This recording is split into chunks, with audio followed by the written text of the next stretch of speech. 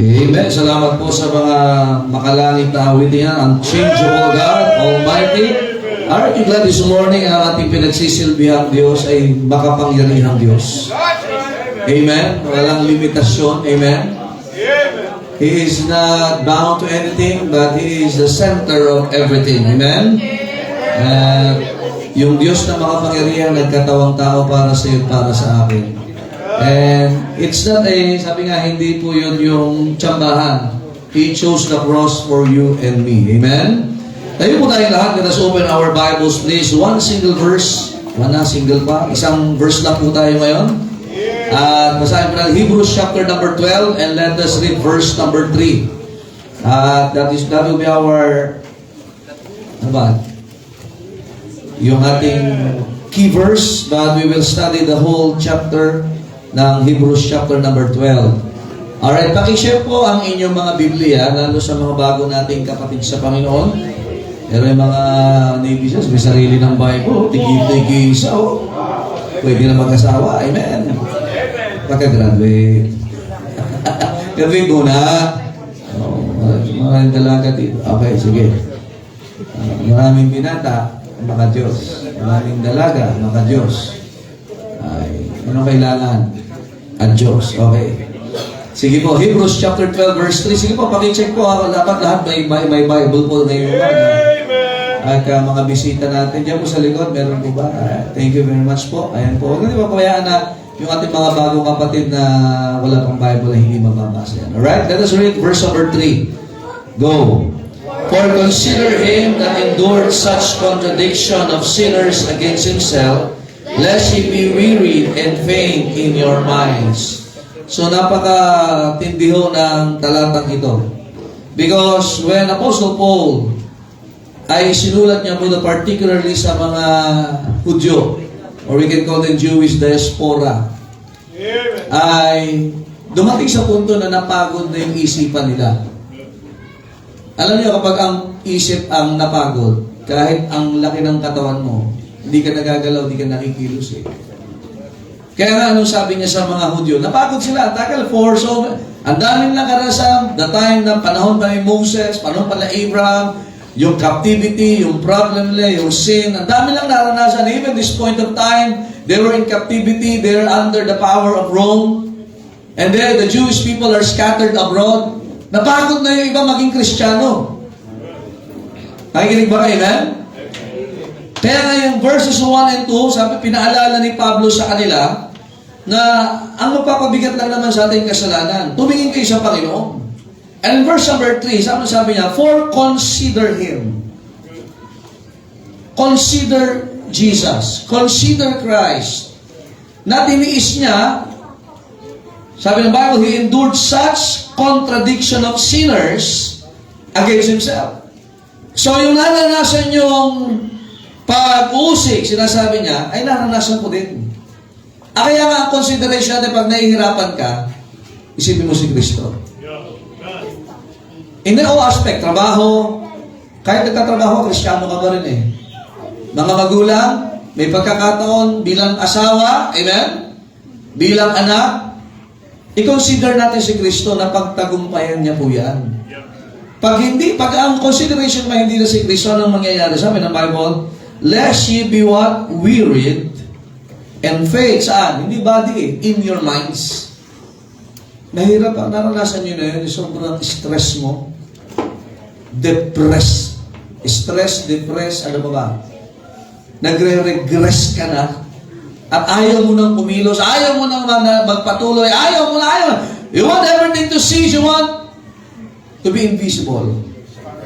Iba gusto na maging invisible. Kaya hindi mangyayari yun, mga kapatid. Amen? So ngayon po umaga ho, let me give you the message, very simple message, how the Lord deals with His people. Paano ba tayo i-deal, inaasikaso ng Panginoon? If you are saved this morning, ikaw ay categorically part ng people of God. Kung ikaw ay tiyak mo ng langit, tinanggap mo si Kristo, pinagsisiyan mo kasama, pinagkatiwalaan mo si Kristo na matay, inilibing mo rin na buhay, kasama ka na ngayon sa tinatawag na people of God. Hindi lang Israelites ang people of God. Nakikinig ba kayo? Amen? Originally, yes. Primarily sila yung una. Pero now, as a believer and as a church, we are also called the people of God. Alright? Ang Israel ngayon, tinignan mo, parang hindi eh. Yung lugar, amen? Kaya hiwa-hiwalay sila. Pero ngayon, ang mata ng Panginoon, technically ay nasa simbahan. Technically and typically ay nasa mga anak ng Diyos. So every time you hear the Word of God, God is dealing with yung kinakausap ka ng Panginoon. Do you have your Bibles this morning? Kaya kakausapin ka ng Diyos sa Kanyang salita. So, God wants to deal with you. Sana magkasundo kayo ng Panginoon ngayong umaga. Pagkatapos ng mensahe, yung problema mo, Panginoon, close deal. Thank you. Patuloy tayo, Panginoon. Tuloy natin ang ating intimacy. Amen? Maganda pag may mga close deal, successful, At maganda, sino ang ipagkasundo sa Diyos ngayon? Tayo. Consider Jesus. Tayo po'y manalangin. Panginoon, salamat po sa inyong biyaya. Help us as we study your words. And may you enrich us, O God, with wisdom, Panginoon, na galing po sa inyo. Ano mang dinaranas sa inyong mga anak ngayon, pagsubok man, many are stressed nowadays, Panginoon, particularly for what is happening to our country. The problems also that is included in their workplaces, their families, sa mga challenges po nila. Dalangin ko, Diyos, that you will deal this morning, thy people, and you will reach them, O God. At nawa, Panginoon, magkakaroon kayo ng close deal sa bawat isa. That they will look on you, that they will consider you, so that they can move on, they can move from, and they can move forward. Kaya po Diyos ang manguna sa pangalan ng Panginoong Jesus. Amen. Thank you. You may now be seated. So, ulitin ko, the background of this study ay, this is a letter. Kaya nga, meron tayo dito na Pauline epistles. These are technically letters. Amen? Kaya mula sa Book of Rome, yung Romans, hanggang makita natin sa Thessalonians, ang tawag dyan ay mga sulat sa mga simbahan. Amen? These are epistles to the churches. Yung kay Titus, Timothy, Philemon, ito naman tinatawag na pastoral epistle, sulat sa mga pastors and leaders. Amen? But when it comes, mga kapatid, sa Hebrews, this is a very special letter para sa mga Jewish people. Are you listening, man? Remember, they were scattered abroad. May mga sinagoga sila, but yet, nahihirapan na sila because as Jewish people, hindi lang sila Hudyo na pinagkatiwalaan ng salita ng Diyos, the oracles of God, pero tandaan natin, sila din ay mga Kristiyano na pinagkatiwalaan ng Diyos na ipagpatuloy ang simbahan ng Panginoon. Amen? So there are times na kahit Kristiyano ka, now some of them are lawyers, some of them are farmers, they have a variety of walks of life. Iba-iba, may mga estudyante, may mga bata, may matatanda, may mga nasa government, may mga nasa private firm, public firm, but they have in common yung tinatawag na weariness pagdating sa pagiging Kristiyano. Are you listening, man? Now, ang problema dito, mga kapatid, they are about to stop. They are about to cease. They are about to leave yung kanilang pananampalataya. Ito lang na, mas maganda eh. Namaya na. Okay, salamat. So, as we can see, mga kapatid, that Apostle Paul sa huling mga chapters ng sulat niya sa mga taga-Hebrew. Kasi mula chapter 1, pinapaalala niya, alalahanin niyo ang Diyos. Siya ang lumikha ng lahat. Pinapaalala din yung batas na kung sinong katutuparan ng kautusan ng mga propeta ay narito na si Kristo. He is also your great high priest. Kaya pagdating ng Hebrews chapter 11, look at these people na nandigan for the past years. At tingnan nyo sila. So pinaalala kung sino ang Diyos, pinaalala yung ginawa ni Kristo, pinaalala yung fulfillment ng pangako ng Diyos, at nakita yung buhay sa Hebrews chapter 11 nung mga pinaghawakan ng salita ng Diyos. Well, parang hindi pa rin sapat. So sa chapter 12, ito na. Let us deal yung problem to number 1. Let us see first the challenge of the Lord to the sons of His love. Anong challenge niya? Verse number 1, ano sabi ng Bible? Wherefore? Ito yung challenge eh. Kaya minsan, bakit hindi pa sapat? Imagine, the song that the choir sang this morning, inawit nila, the Almighty, Unchangeable God. Sa Hebrews chapter 1, pinapaalala dyan. Pinapakilala na si Kristo ay tunay na Diyos. Hebrews chapter 1, verse number 8. Amen? So parang hindi pa rin kulang sa kanila. Parang kulang pa rin. So we can see as the chapter progresses. So, ididil na ngayon ng Panginoon, talagang ayaw niyong maribay kung sino ang Diyos.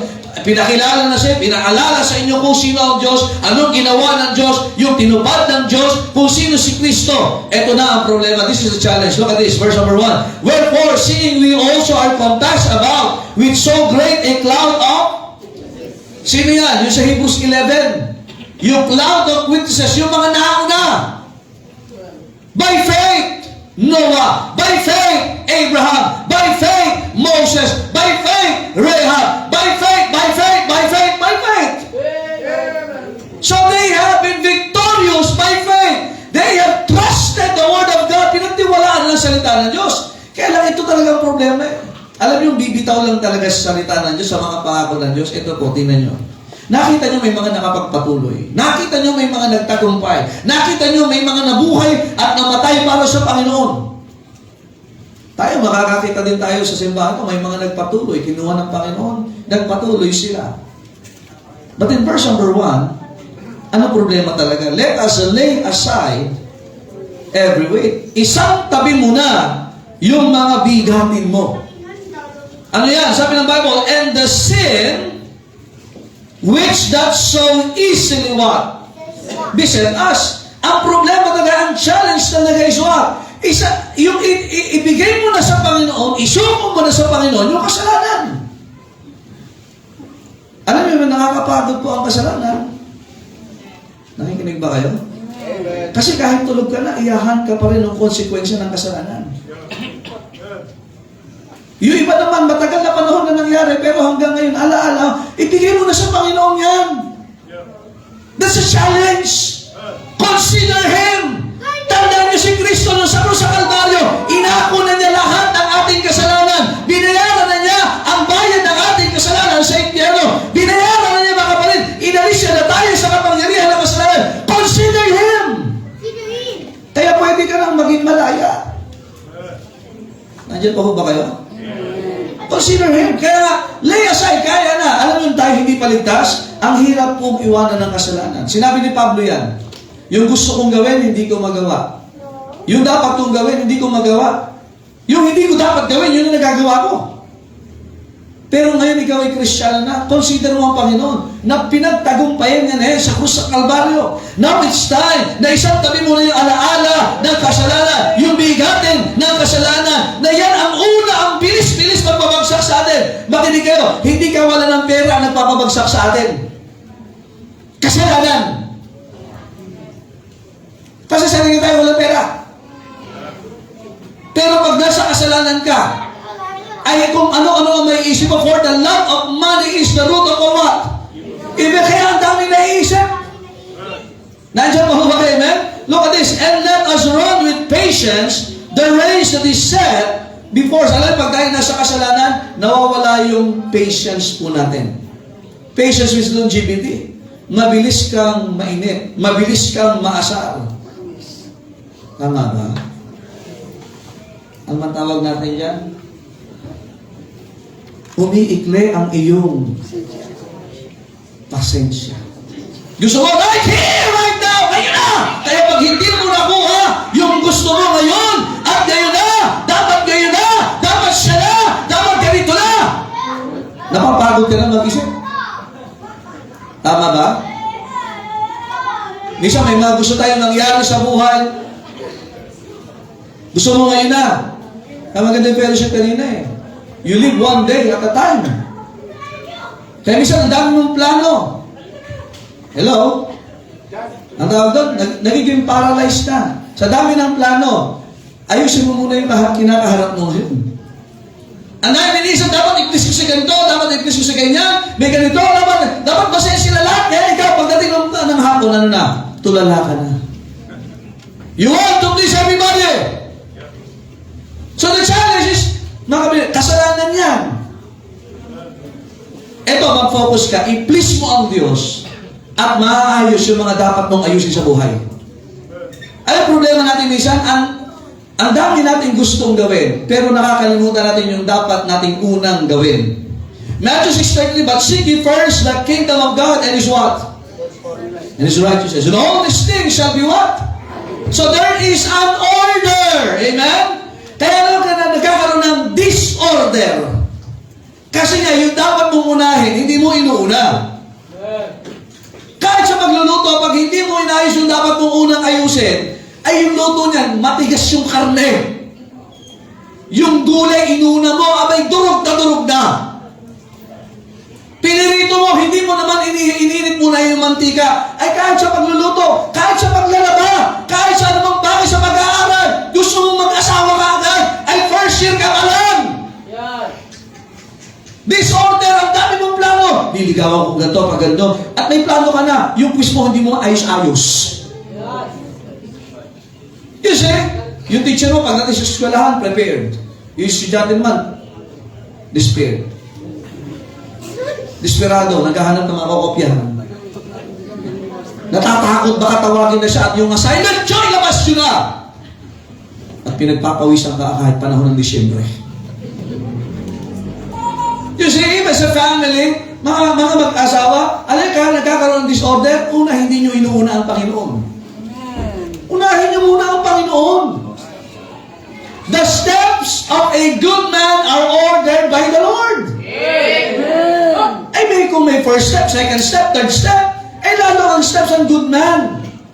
And you do not, mga kapatid, napakabangit na kapag ka hindi mo inunang isipin ang Panginoon. Sabi ng Bible, consider Him. Consider Him. Whatsoever thy hand findeth to do, do it with thy might. Ay, gagawin mo yung the best. Ay, pagkaunahan mong paglingkuran ng Panginoon at aayusin niya yan, mga kapatid. Tingnan nyo, ito ang problema ng mga Hudyo. Ang dami lang gusto i-place. Yung Roman government, ang pangarap nila, ang dami nila, ang hirap na sila. Namumuhay pa sila. They were in the midst of a crooked and perverse generation. Ang tindi ng kasalanan. Ang tindi ng korupsyon. Romano ito eh. Diba parang ngayon, amen? Nakakainis manood, nakakainis talaga manood. Kahit saan, magbubukas ka ng Facebook, yung balita, mga, kasi nakakala ka ba? Ito naman. Amen? Kaya naman, di na nakasimba. Kasi gusto na makailam sa Senate Blue Ribbon Committee. Alam mga kapatid, let us seek God first. Amen? Tingnan niyo po. Basahin natin sa verse number 3. In second part, lest ye be wearied and faint in your minds. Kaya nga ay consider muna ang Panginoon. Unahin ko muna ang Panginoon. Verse number 2, looking unto Jesus, the author and finisher of our faith. Makinig kayo. Huwag mong sabihin na ikaw ay nakatingin kay Kristo kung ang pananampalataya mo sa salita ng Diyos ay tumigil na. Nandiyan po ba kayo? Amen. Marami Kristiyano ang mindset nila. Akala nakatingin pa sila kay Kristo, pero wala naman lagi sa pagtitipon ang sinasamba si Kristo. Remember, Jesus Christ is the author and finisher of our what? Faith. Faith, sa 11 is what? Now, faith is the substance of things. O, for ano yung substance natin ngayon? Ito yan. The Word of God is the substance. Nahahawakan nyo ba? Nakikita nyo ba? Amen. Mapangahawakan ba natin pangako ng Diyos? It is the substance of things so forth. This is the evidence of things not seen. Hindi pa nangyayari, pero alam natin mangyayari. Bakit? Sinabi ng Diyos. Forever, O Lord, Thy Word is what? Settled up in heaven. Aba, heaven and earth shall pass away, but my word shall never what? Pass away. Ang problema, mga kapatid, yung iba kaya ang bilis tumigil. Kasi tumigil ka na sa salita ng Diyos. That's a reality. Kaya nga the challenge is this. Tingnan nyo, consider Christ. Kinonsider mo. In every decision, kinoconsider nyo ba si Kristo? Whether there is a short-term decision or a long-term decision, Thy word is a lamp unto my feet. Bakit ang lamp is what? For limited area. But the light unto my path, that is for what? Yung pangmatagalang desisyon. In John chapter 1 verse 1, in the beginning was the Word, and the Word was with God, and the Word was God. Technically, the Word of God is Jesus. That's why that is His name. He is the what? The spoken Word in Genesis chapter 1. He is what? The living Word in Matthew chapter number 1. Are you listening, man? And He will be the coming Word in Revelation chapter 19. Kaya nga dapat maunawaan natin, mga kapatid. Did you consider the Lord Jesus Christ? Oh, you come to church this morning. Sinong consideration mo? Sana siguro sa atin ako para sa Panginoon. Consider Him. Okay, sa mag-asawa, meron kayo sinusolve na problema. Consider Christ. May family plan kayo. Consider Christ. May plano ka sa buhay, meron kang vision, meron kang dream. Consider Christ. When was the last time na ginawa yung consideration? Ang una talaga. Teka, matutuwa kaya ang Panginoon sa akin dito? O gawa ka lang ng gawa ng desisyon kahit na hindi ka gawa ng Diyos. May bakasyon ka, kinonsider mo ba ang Panginoon? Mag-aasawa ka, kinonsider mo ba ang Panginoon? Anong course ang kukuhanin mo, kinonsider mo ba ang Panginoon? Sa mga asawang lalaki, may tumatawag, may kumukulit siya, may nagtetext sa'yo, may nagpaparamdam sa'yo. I-consider mo ang Panginoon! Hindi ka magkakasala. Mga ladies, may pagkakataon talagang puputo ka na, sasabog ka na sa sobrang pressure sa inyong buhay. Consider mo Panginoon. Looking unto Jesus. Tayo na sa ministry, consider Christ. That is the challenge. Pag nawaglit sa ating isipan ang Panginoon at, teka, matutuwa ba ang Panginoon dito? Sunod yan, kasalanan na. Opo. Ulitin ko.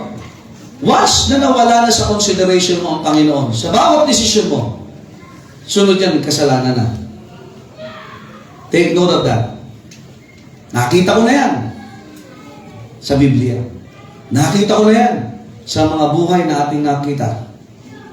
Tingnan nyo nangyari dito. Lest you be what? Weary. Weariness. Alam mo mga kapatid, this is not a physical fatigue. Ito mga to, sanay kayo sa pagod sa katawan. Tama? Araw-araw lang. Tama? Tama no? Sanay na kayo sakit ng katawan, di ba? O, sino ba dito yung mga sanay sa pagod? Yung pagod, pag ipinahinga mo yan, after an hour, actually, kahit na 10 minutes yung power nap, nakaka-restore ka kagad ng lakas Pero yung mga young people ngayon, alas 11 na ng umaga, tulog ba? Nakakapanghina talaga. Ay, problema nila, hindi yung pagod ng katawan. Weariness sa utak. Bakit? Ay, babad na babad ka sa gadget! Sa gadget! Kaya nga, tingnan kaya kahit pagdating sa church, wala ka ng lakas, may physical energy ka. Pero yung utak mo tumigil ang pagtanggap na mga katotohanan ng salita ng Diyos. Kaya sa mga anak, kahit kausapin niyo yan, pagod yung utak nila. Hindi dahil may iniisip silang matino, kundi ginamit nila yung utak nila, nakakatinig na sa mga maling bagay. Abay, maraming mga anak ngayon, hindi mo na makakausap ng maayos Kasi nga naubos na pagod na yung utak. Ay, tingnan nyo, kahit sa mga nag-aaral, bakit nakailang shift na ng course? Napagod na ito, hindi yung katawan. Let this mind be in you. Philippians 2:2, which was also in Christ Jesus. Kaya ano kaisipan mo ngayon? Kay Kristo ba?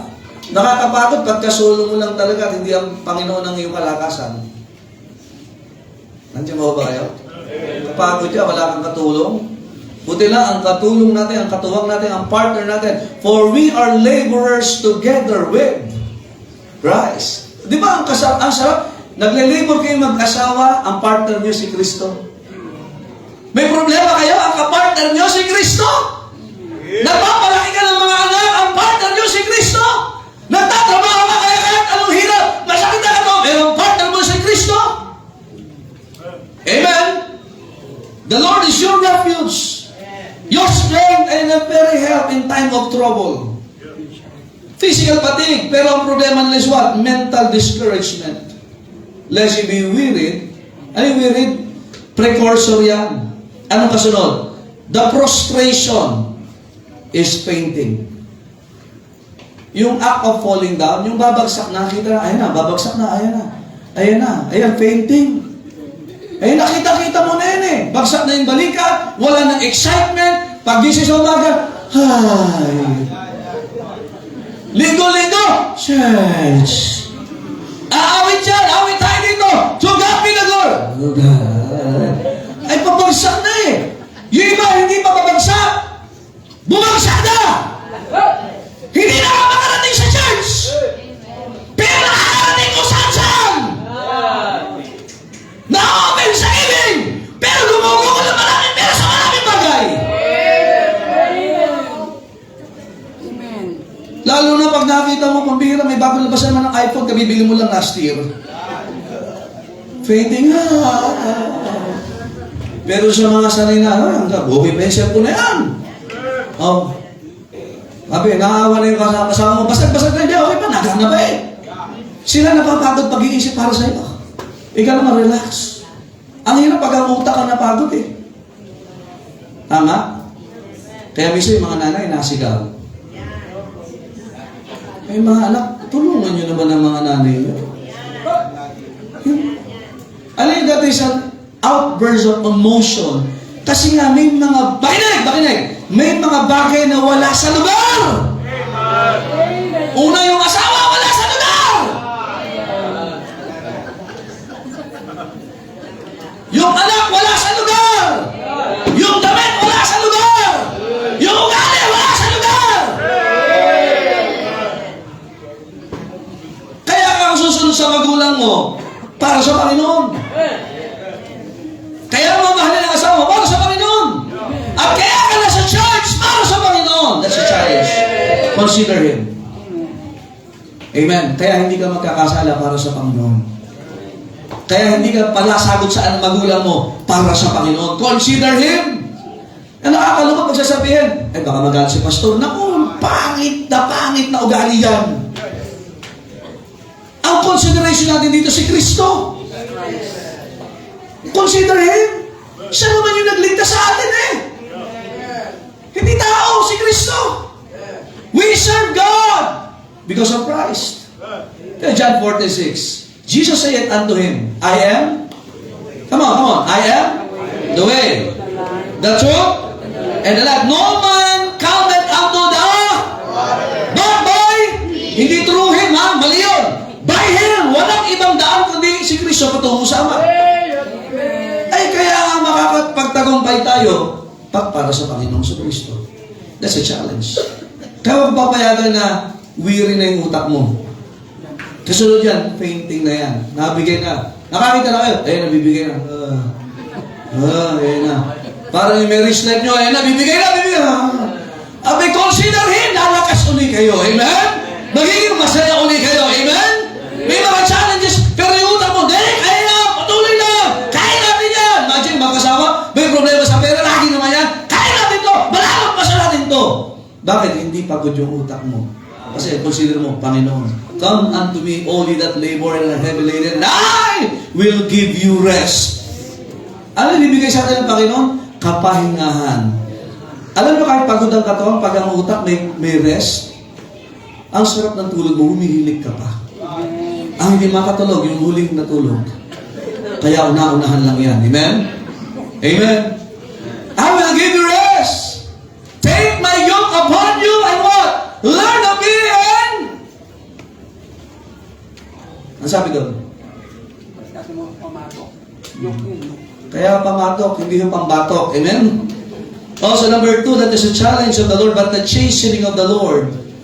So, God is leading us to challenge. Consider Him. Ang challenge mo ngayon, i-consider mo ang Panginoon. Next, the chastening of the Lord upon the child of His care. Verse number 6, for whom the Lord loveth, He chastened. And, nakita niyo ba? Hebrews 12. And, may Bible ba kayo? Binabasa po yan. Ulitin natin. Go, verse 6. For whom the Lord loveth, He chasteneth and scourgeth every son whom He... Alam niyo ba, pag tumanggap ka kay Kristo, pinagkatiwala sa bilang tagapagligtas mo, anak ka na ng Diyos. John 1:12, but as many as receive Him, to them gave He power to become the sons of God, even to them that believe on His name. Yung mga tumanggap kay Kristo ay pinagkalooban ng kapangyarihan maging anak ng Diyos sa mga tuwid. Yung mga naniwala sa Kanyang pangalan, nanampalataya sa Kanyang pangalan. Ngayon, anak ka na ba ng Diyos? Amen. Tumanggap ka kay Kristo. Saan ka patutungo? Sa langit. Nasa langit ka na ba? Wala pa. So ngayon, pwede ka magkamali kasi wala ka pa sa langit. Pwede ka pa magkasala kasi wala ka pa sa langit. Pwede ka pa mag-isip ng mali kasi wala ka pa sa langit. Pwede ka pa makaramdam ng hindi tama kasi wala ka pa sa langit. Amen? Amen. O ngayon, ano gagawin ng Panginoon? I-deal ka ngayon. Di ka na-challenge, consider Him. Ano kasunod? Papaluin ka niya. Ang Diyos na mamalo. Sinabi po dito, kasunod verse number 7 hanggang 10, o hanggang 11, ang Diyos, kung ang magulang ay namamalo, lalo yung mga tatay, alam sa Bible, kung sino namamalo? Ready? Mga tatay. Namamalo sa anak. Pag hindi mo anak, huwag mo paluin. Mali kong may anong magulang. Pero ang tatay talaga namamalo in Bible times. Amen. Ang bata nung pinapalo sa puwet, hindi sa mukha. Pero kung mukhang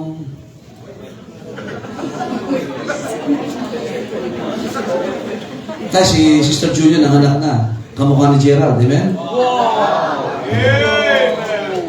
Si next na, si Just na, kasunod na, excited na. Si Deborah, lumabas na. Si Emilio na, kasunod, amen? Pero huwag tayo sa pinag-usapan natin. Ang bata, kaya nga ang design na, kaya itong mataba, kasi dito talaga pinatalo. Kaya pag ito ang tumaba, ay huwag mo niya mapaluin. Dito lang. Nandiyan pa ba kayo? Kasi namamalo talaga. Ganon din ang Diyos, namamalo. Hindi ka laging okay. Hindi ka laging tama. May mga anak din ng Diyos na nagwawala at napaparewala. Sila.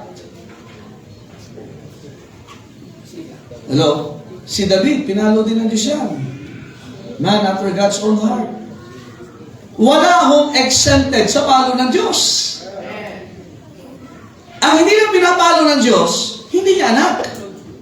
Anong ginagawa na niya sa hindi niya anak? Pinarurusahan niya. Pero ang anak, pinapalo para umayos. Hindi masaktan. Now the chastening in verse number 10, for they verily for a few days chasten us after their own pleasure, mga tatay. But God or He for our what? Profit. Ano yung ba pag pinapalo tayo ng Panginoon? That is for our profit.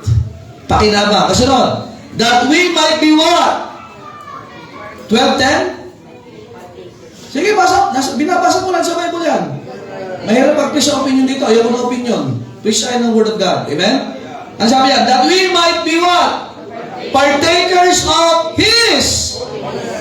Alam nyo, ang dealing ng Panginoon, ba tayo napapalo? Lahat tayo napapalo ng Diyos. Ito, preaching, pag nasasaktan ka, that's the chastisement of God. Kasi salitaan niya yun eh. Kaya pag nasasaktan ka, ibig sabihin, mahal ka ng Diyos. Anak ka niya eh. Sa mga magulang, di ba, iba ang dealing natin sa anak natin. Sa ibang tao talagang parang lahat filtered. Pero sa anak natin talagang, wah! Kung anong dapat mong maringgan. Tama ba? Kaya magpasalamat ka pag ang magulang mo, kinakausap ka. Ang magulang mo, tinutuwid ka. Hindi siya galit sa'yo. Gusto niya maging maayos ka. How much more ang Diyos? Kaya pag may preaching, iba na-offend. Kaya kahit yung mga anak, nagagalit na sumasama ang loob sa magulang. Ba't sasama ang loob mo sa magulang mo? Ay concern siya sa'yo. Anak, hindi maganda yung itsura mong yan. Kumukontra. Yung bangs mo nandito na. Dapat hanggang dito lang. Abay, nandito na. Anak, hindi bagay sa'yo yan. Ibipilit mo kasi may nakita ka. Anak, walang concern sa iyo. Ako may concern. Magulang yan eh. How much more ang Diyos? Iba magsalita ang nanay lalo, no? Ang mga tatay, medyo kalmado pa eh, no? Pero pag sumabog naman yan, mabihira. Talaga wasak kung wasak. Amen? Pero yung nanay,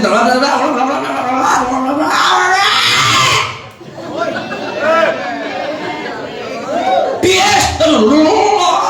Kasi nga, mahal na mahal ka yan. Ay kaya, nasubukan na ba sa inyo? Pumunta sa bahay niyo yung manliligaw mo. Tapos tinapat ka nung nanay mo. Anak, bakit ganyan na itsura niya? Mga ganun. Bakit siya na? Wala namang iba. Tama? Pero pag nakita, anak, ayos yan. Bukas sa bukas, kasara na. Amen? Pero ang Diyos na mamalo. Kaya may salita ng Diyos, masakit talaga. Sabi ng Bible, Hebrews 4:12, ito ay two-edged sword. Aba, ang espada, nakakahiwa. Nainis ka kapag yung sibuyas, paghiwa ka ng kutsilyo, bapurol. Eh, ang word of God, hindi. For profit, and then for what? Promotion. Are you listening?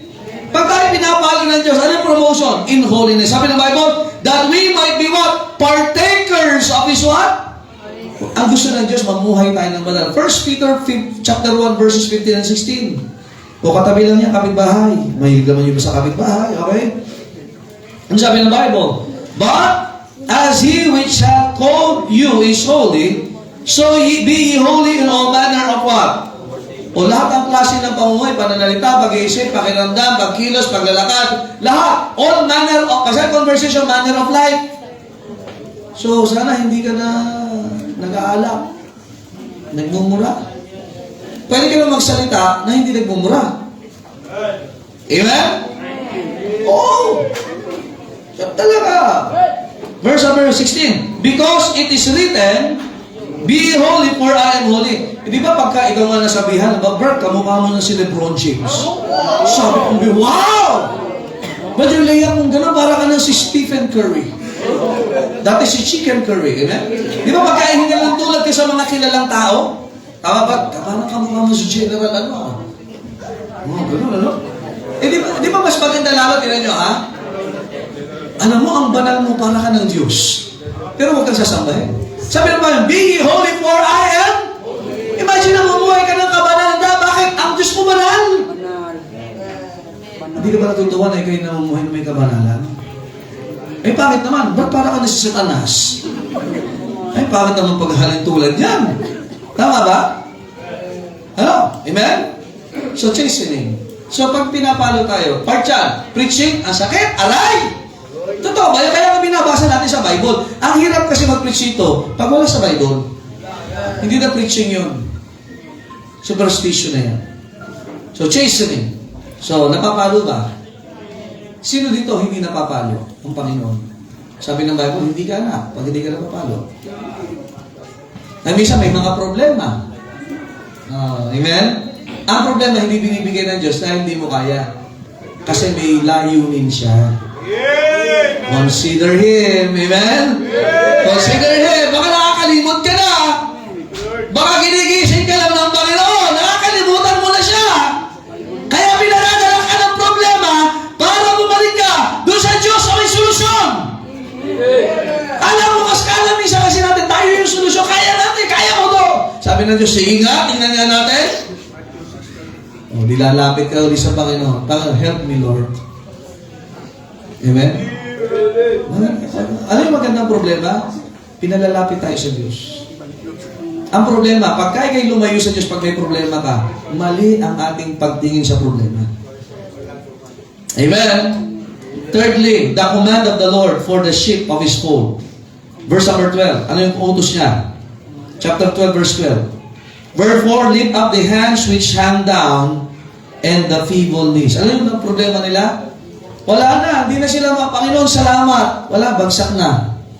Yung tuhod nila, wala, pagod na. Ayun tumayo. Consider Him. Lalakas ka. Amen? Ayaw, wala ka ng lakas. Kasi nag-faint na yung mind mo eh. Tumigil na. Pero ano sabi ng Bible? Anong utos ng Panginoon? Lift up the hands! Ibalik mo yung pagpupuri mo sa Diyos. Bumalik ka sa pagsamba sa Diyos.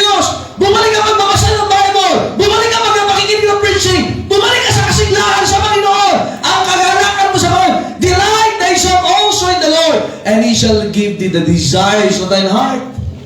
Simulan mo rin magpuri sa Diyos. I-enjoy mo yung paglilingkod mo sa Diyos. I-enjoy mo yung prayer time mo.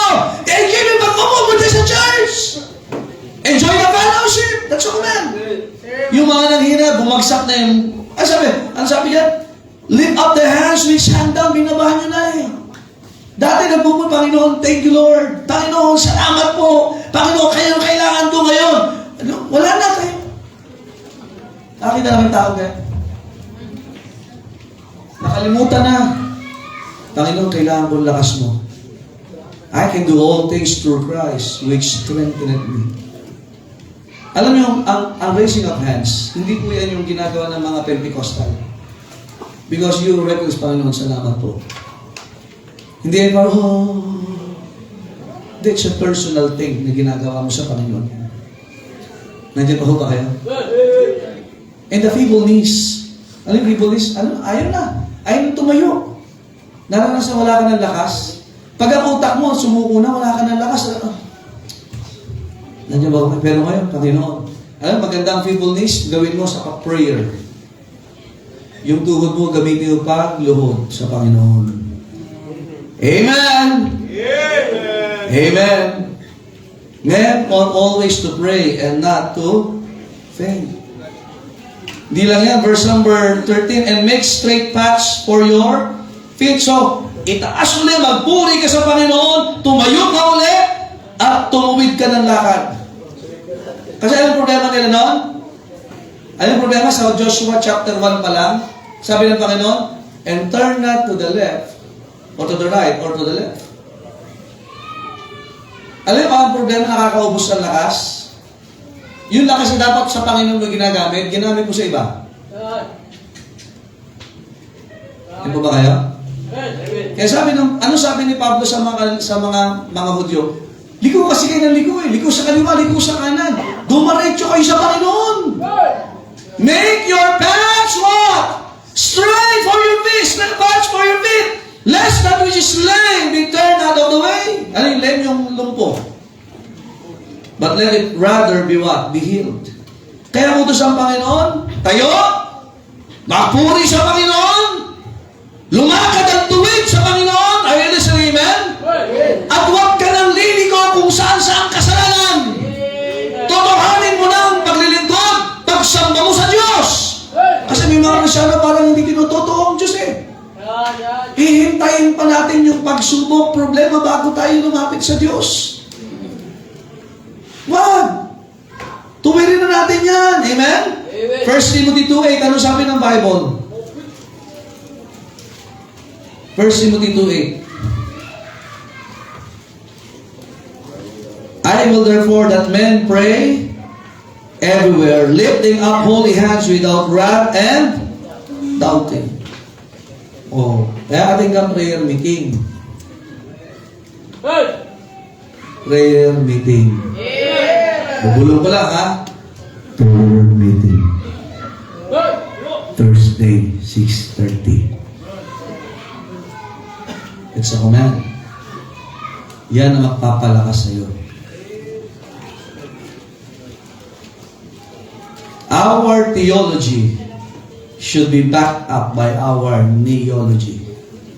Yung pagkakilala natin sa Diyos, alam nyo, pagkilala mo ang Diyos, luluhod ka at mananalangin ka sa Diyos. Kasi kilala mo siya eh. God will provide. Kilala ko pa kayo, He will provide. God will protect. Abay, kilala ko yan, kaya ang lapit mo sa Panginoon. God will lead, God will heal, and God will hear. It's a command. Looking diligently unto Jesus. Kaya nga mga kapatid, tuwid ka sa Panginoon. Looking unto, napansin nyo sa Hebrews chapter 12, binanggit yan. Tingin ka uli sa Panginoon, sa tabi mo ng kasalanan, consider mo ang Panginoon, yung nanghihina, magpakalakas, yung mga bumagsak, tumayo na, at yung mga kung saan-saan lumiko, dumaretsyo na uli sa Panginoon. Yan ang gusto ng Panginoon. At sinasabi niya sa mga Hudyo, ganyan yung buhay nyo, bumalik na kayo sa Panginoon. At ganoon din sa mga Kristyano. And lastly, the caution of the Lord to the people of His hand. Ito yung babala ng Panginoon. Ready? Ito yung dealing niya. Ang salita niya, lagi may puro warning. Mas maganda na yung puro warning kaysa tayo ay mapanghamak. Di ba? Nandiyan ba kayo? Sa Book of Proverbs, sabi instruction, instruction, instruction. Amen? Anong dapat, anong hindi dapat? Kasi ang hirap pag napahamak na. Mas mabilis pang magbawal kaysa mag-repair. Baka mag-repair is okay pa rin. Pero kung pwede naman hindi masaktan, pwede hindi mapahamak, doon na tayo. Tama? Pero kung nasaktan man, hindi ayusin. Amen? Ito, tinanong portion, verse number 25, Hebrews 12:25. Sabi siya, nandyan lang tayo eh. Ano paalala ni Pablo? See, o dagat, amen? Di ba? Tingnan nyo. See that ye refuse not him that speaketh. Siguraduhin yung hindi nyo tatanggihan yung kumakausap sa inyo, which is God. Kaya sabi ko sa inyo, kinakausap ka ng Panginoon, kumusta? Tinatanggap mo ba o tinatanggihan mo hanggang ngayon? Hindi ako yan, pastor. O di, sige, hindi ikaw. Kung hindi ikaw, nandang problema. Una, nangungusap ang Diyos, hindi para sa'yo. Hindi para sa'yo. Pero ito problema, nangungusap ang Diyos. Ang tagal mo nang nire-refuse ang salita ng Diyos. Sino kinakausap ng una ng Diyos? Mga Hudyo, tama? Kaya sabi Pablo, abay, ingatan nyo na hindi nyo siya tatanggihan. Ang haba na ng panahon na tinatanggihan nyo ang Diyos, ay baka hanggang ngayon, tinatanggihan nyo pa rin siya. Siguraduhin nyo lang na siya tanggap nyo yung salita niya. Basahin natin. Ito. For if they escape not, who refuse him that spake on earth. Ay yung may mga pinakita ng Diyos na yung mga hindi tinanggap ang salita niya, hindi nakatakas doon sa parusa ng Diyos. Tuloy natin. Much more shall not we escape. Anong tinutukoy ni Pablo? O tingnan, pag-aralan niyo yung mga nauna panahon ni Moses, sila Korah. Mas dami sila ng mga sinauna. Alam niyo yung kasaysayan mga Hudyo. Ay tayo may Biblia na. Ay balikan niyo ang Bible niyo. May mga tao. Ay nakarasunod. If we turn away from Him that speaketh from heaven, pambira, kinakausap na tayo ng Panginoon, ay tatalikuran pa rin natin siya. Ay mga Hudyo, sabi siguro kung bumaba na nga ang Panginoon sa kanila the prophets have been there, pero hindi pa rin sila nakinig. Kaya ano sabi ng Panginoon? Mapalat ang hindi nakakita, pero nanampalataya. Hindi natin nakita ang Panginoon, pero nakikinig tayo ng salita. Alam niyo ba, ino-honor na Diyos ang pananampalataya? Nandiyan ba kayo? Ang mga Hudyo, nakita nila. Pambihira. Nahati yung dagat, nakita nila, naka-record yan. Yung plague sa Egypt, nakita nila yan. Paano sila pinagpala ng Diyos? Pero pag nagsasalita ng Diyos to the prophets, ayaw na nila. Gusto lang nila yung blessing, pero ayaw nila ng Word of God. Di ba maraming ganyan ngayon? Ayoko na dyan. Ang hirap na makinig ng preaching dyan, haba. Sino dito, magulang mo? Di ba gusto sa atin makausap ang magulang natin? Ako ilang taon hindi nakakauwi sa amin. Mula po nung nag-mission po ako dito. So, 16 years na. 16 years na. Ngayon pala. Ngayong October. 16 years na. Ngayon ako nakakauwi kasi kailangan ko gawa ng yung mga bata nag-aaral sa Los Baños. But I miss the fellowship with my parents. Lalo nung pandemic na mild stroke ang nanay ko, talagang hindi ka makauwi talaga kahit gusto mo eh. I want to talk to them. Kaya yung mga anak na magulang nyo, kasama nyo pa hanggang ngayon. Abay, you talk to them. Hindi yung, usap na mo, usap na mo, mapalag ka kung kinakausap ka.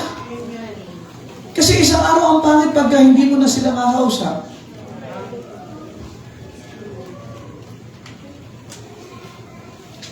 Ano sabi ng Panginoon? Dumating sa punto, dito hindi ka kinausap ng magulang mo for 1 month.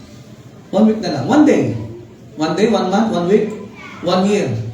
O makinig kayo, bigyan ko kayo ng halimbawa. Ang Israel, hindi kinausap ng Diyos for 400 years. 10 generations hindi sila kinausap. Kasi every generation, 40 years. In 10 generations. Kaya between Malachi and Matthew, 400 years po yan. There was no open vision. Napagod nang kausapin sila ng Diyos. Hindi ka ba nagpapasalamat yun every Sunday? Nandito, kinakausap ka ng salita ng Diyos. Amen. Romans 10:17, so then faith cometh by what?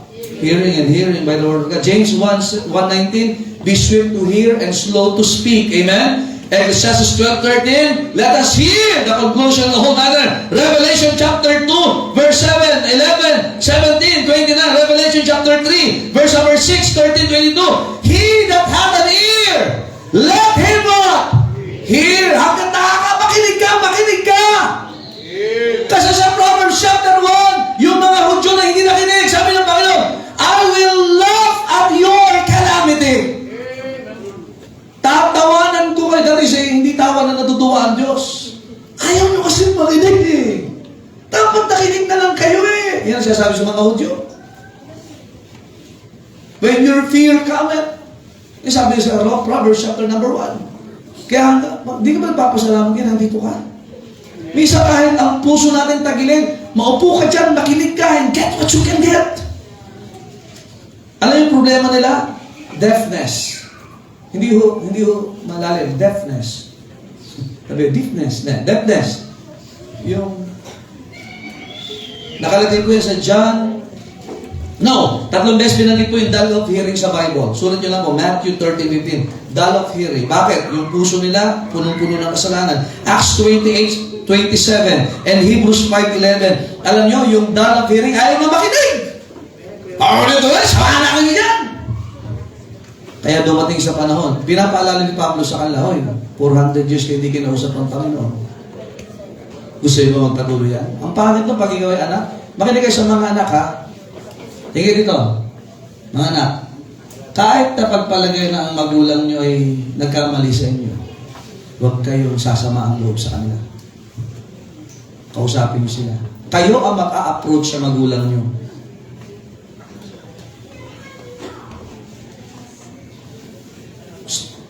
Kayo lalapit sa magulang nyo.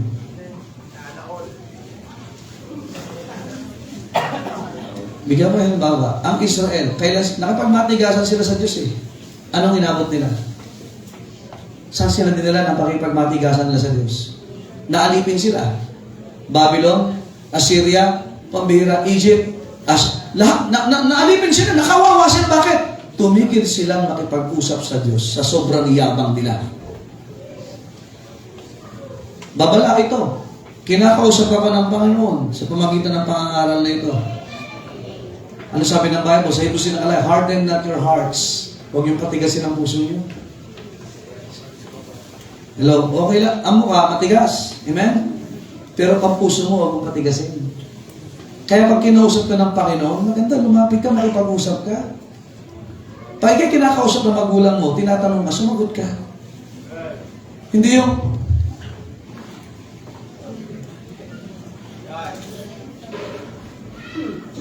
may station eh, muna na kayo po. Tumingin ka! Tumingin. To the left. To the right. Nasa pan. Yuko ulit, naiyak na lang siya. Ang Hudyo ganyan. Sana naman, anak ng Diyos ka na. Anak ng Diyos ka na. Makipag-usap ka naman sa Diyos, kinakausap ka niya. Ano ang tinugon mo sa sinabi ng Panginoon? Sa John chapter 6, may no-offense sa Panginoon. John chapter 6, verse number 66. Paborito number yung basahin, 666. Amen? Hello? Pero sabi ko, they are spirit, John 6:63. Ang sinasabi ko sa inyo, they are spirit and they are life. Kaya kung gusto mo ng buhay, salita ng Diyos. Sing them over again to me. Wonderful words of life. Hindi ko na alam kasunod. Yeah. Deafness toward His voice and departure from His word. Pag ikaw ay hindi na nakikinig, sigurado palayo ka na salita ng Diyos. Kaya habang nakikinig ka, kayo mga anak na hindi na nakikinig sa magulang nyo, palayo na kayo. Palayo na kayo. Ay kahit kayo ay may anak na, pag ang magulang nyo nagpapayo sa inyo, huwag kang bastos, pakinggan mo sila. Hello? Nagkaanak ka lang, pero anak ka pa rin. Amen! Huwag kang bingi, kahit anong natapos mong kurso, kahit iba sa inyo maging general, colonel, ano ba, major, pag may magulang nyo nagsalisa sa inyo, makinig kayo. Kahit anong naabot mo sa buhay na ito, tandaan nyo, hahaba ang buhay mo pag sa magulang mo, ikaw ay may respeto at paggalang sa kanila. Kaya marami maikli ang buhay, hindi marunong rumispeto sa magulang. O ganun din, anak ka ng Diyos, di ba? O gusto mo ng blessing? Makinig ka. Kaya dapat susunod, agahan mo pagpunta sa church.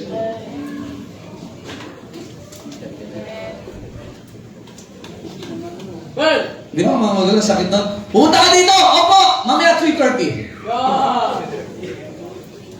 Magulang, pupunta naman siya pero late lang ng konti. Eh gawin mo na gusto, kailangan kausapin. Ngayon na! Pumunta ka dito! Hakampalusin kita! Di ba? Tama ba? Oh. Kaya pag Sunday, kinakausap tayo ng Panginoon. Ang man of God is just a mouthpiece. It's God who speaks to us to His Word. Kaya huwag ka namang masyadong late. May date kayo ng Panginoon. Ano ba ito yung date natin sa Panginoon? Kayo? Sino may girlfriend na dito? Pag ang girlfriend nyo, pumunta kayo ng late, magagalit yun. Baka di nakasuputin sa susunod. Kaya lang, wala pa yata. Wala pa ba ito, Sam? Wala. Secret. Secret lang. Secret. Pag ang misis mo, may date kayo, tapos late ka, mister. Malagay ko, meron niya tawag na silent years. Pag-uwi sa bahay. Tama ba? Ang Diyos, gusto niya tayong kausapin. Kaya Sunday School, nandito ka. Kakausapin ka ng Panginoon. Amen? Amen? Sunday School, amen? Prayer meeting. Sunday afternoon. Yan ang date natin sa Panginoon. Kakausapin tayo. Kung sa school nga, may PTA. Di ba? Meron PTF. Parents and Teachers Fellowship. Wow! Amen? Sa mga nasa Parents and Supervisors Conference. O dito, pag may Sunday School, may conference kayo ng Panginoon. May date kayo ng Panginoon. Punta ka, 8:30. Huwag ka malilate. At para mas maganda, bago yung 8:30, 8:15 nandito ka mag-pray ka, Panginoon. Kausapin niyo po ako mamaya. O diba? 8:15. Ginagawa na natin yung dati pa sa kabila. Kaya lang iba din na makapag-pray kasi late na dumarating. Lalo yung mga asher, dapat maaga kayo nakikipag-usap sa Diyos. Para pag kinausap ka dito, hindi ka na ma-offend. Amen? That's a caution. Huwag mong hayaan. Natatanggihan mo pang-usap ng Diyos. Ano yung pinagagawa sa inyo ng Diyos? That's how God deals His people. Tayo po tayo lahat. Panginoon, salamat po sa inyong salita. Salamat po sa prinsipyo. Thank you, God, for your words. May bless the people, God, that you will deal as always as you want us to be dealt. At nawa, Panginoon, ang yumanat that we will yield ourselves to righteousness this morning. At ano yung kalooban niyo, Panginoon, from the Word of God that we have heard, we have read, Panginoon, and have been emphasized, Panginoon, ay dito kami gagawa ng desisyon mula sa mga salita po ninyo na napakinggan, napag-aralan, nabasa po, at naunawaan. Bless you po ang altar. In Jesus' name we pray. Amen. The other is open, brethren. God is dealing with you, speaking to you. See that ye refuse Him not. Huwag mo naman tanggihan ang Panginoon. Yan ang paalala ni Pablo sa mga Hudyo. Ang tagal na niyong tinatanggihan ng Diyos. Ang tagal niyo nang tinatakbuhan ng Diyos. Ang tagal niyo nang hindi pinapansin ng Diyos. See that ye refuse Him not. Him that speaking, kinakausap ka. The reason why kinakausap ka ng Diyos ngayon is because of Christ. Consider Him. Imagine, kahit saan ka pumunta, the message of God has been repeatedly reverberating in our minds and in our hearts. Pag-e-echo ito, pero tinatanggihan lang natin siya. It's time for us na, Panginoon, I will yield, Panginoon. Kung anong kalooban niyo sa buhay ko, I will do it. I have heard your word, I have read it, I have confirmed it, I understood it. Thank you for dealing me, O God. God is challenging you. Musa ka isipan. Huwag ka babagsak. Huwag ka tutumba. Magpatuloy ka. Consider Christ. Kung tayo pinapalo, there's profit and there's promotion. That's holiness. The command lumakas, lift up your hands, tayo, magpatuloy, and the caution. Kung ikay matagal na nagpabayang sa pakikinig, time to listen again, time to love, hearing God's Word, time to grow in our faith. It's time for us that we will not refuse. Hindi natin tatanggihan ang pangungusap niya. Tayo may tatanggapin natin ang pangungusap niya siya. Doon tayo magbabase ng ating gagawin at desisyon. Amang banal sa langit, salamat po sa inyong salita, and thank you for the humbleness of thy people this morning. And truly, you have sent a revival to us this morning. Thank you for speaking to us. Continue to speak to us, O God, through your words. Kalakasin nyo, magpatuloy, makapaglingkod. At dalayan ko, Diyos, kayo po mabibigyan ng kalakasan sa kaisipan. That we will not be weary in faith in our mind, but we will pursue and we will finish the goal, Panginoon, na binigay niyo sa amin. Thank you, God, for this morning. In Jesus' name we pray. Amen. All the people said, Amen.